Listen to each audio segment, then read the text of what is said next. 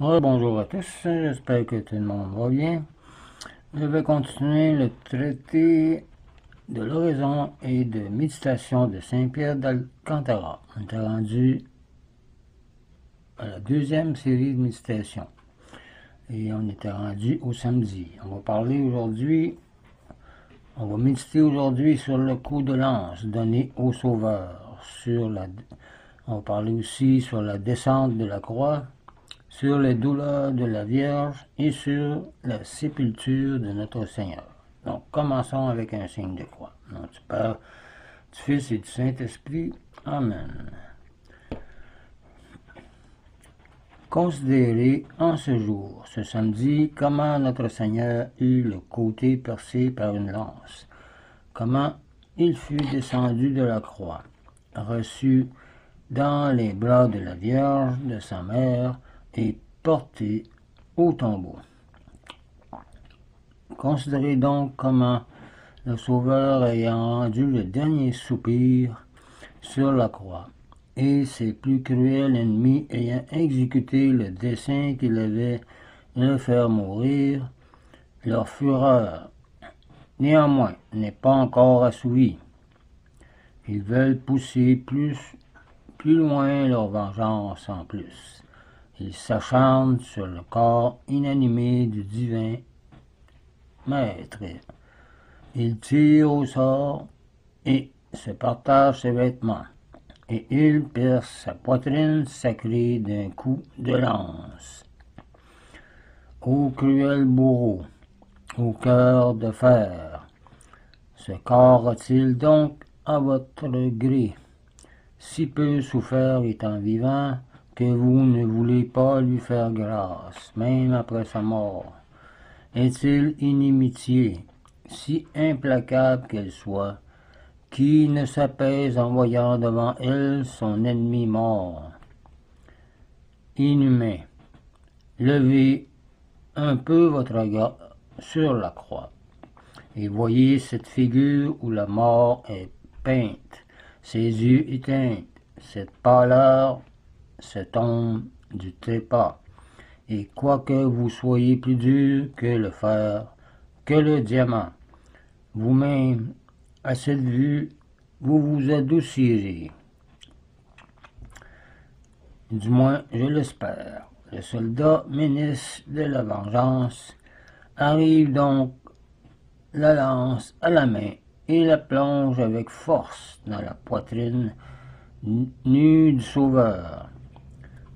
La croix même fut ébranlée en l'air par la violence du coup, et du côté s'entrouvert du Sauveur, il sortit de l'eau et du sang qui guérissent les péchés du monde entier.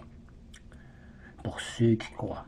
Ô fleuve qui sort du paradis et qui arrose de tes eaux toute la surface de la terre, ô plaie du précieux côté du Sauveur, faites bien plus par son amour pour les humains que par le fer de la lance cruelle. Ô porte du ciel, entrez, du paradis, lieu de rafraîchissement, tout inexpugnable, sanctuaire des justes et de sainteté, sépulture des pèlerins, nid des colombes saintes, et lit fleuri de l'épouse des cantiques. Je te salue, plaie du précieux côté, qui t'imprime dans les cœurs dévots et sincères, blessure qui blesse les âmes des justes, rose d'ineffable beauté, rubis d'inestimable valeur, entrée du cœur de Jésus-Christ, témoignage de son amour et gage de la vie éternelle pour tous.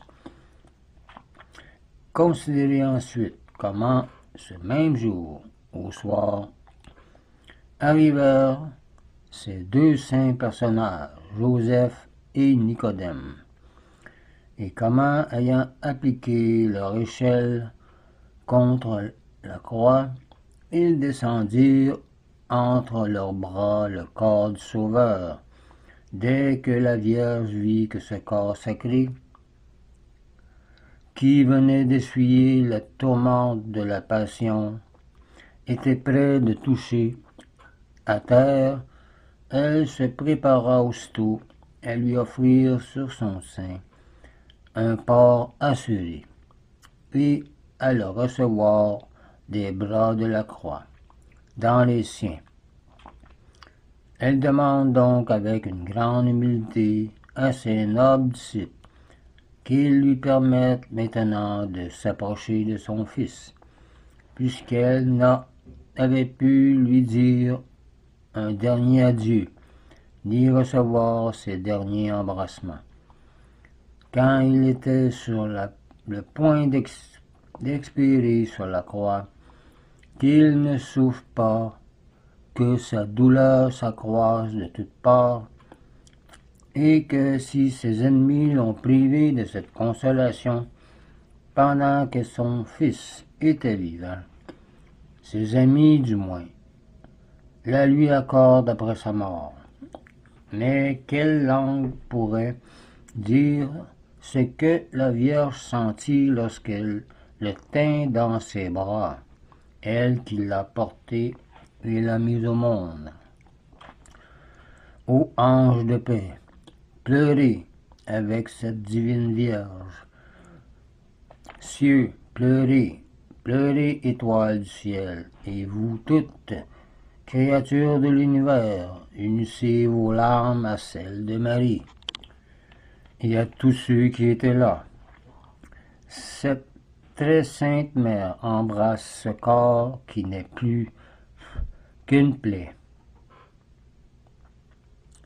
Elle le serre étroitement contre son cœur, car il ne lui restait de force que pour cela. Elle met sa tête entre les épaules, entre les épines de sa tête sacrée. Elle met sa tête entre les épines et sa tête sacrée, et colle son visage à celui de son Fils. La figure de la très sainte mère se teint. Du sang du Fils et celle du Fils est arrosée des larmes de la mère, de sa mère. Ô douce mère, est-ce donc là votre très doux Fils, Jésus? Est-ce là celui que vous avez conçu avec tant de gloire et enfanté avec tant d'allégresse et de joie? Où sont donc maintenant vos joies passées? Que sont devenues vos anciennes jubilations? Où est ce miroir de beauté? Où vous regardiez?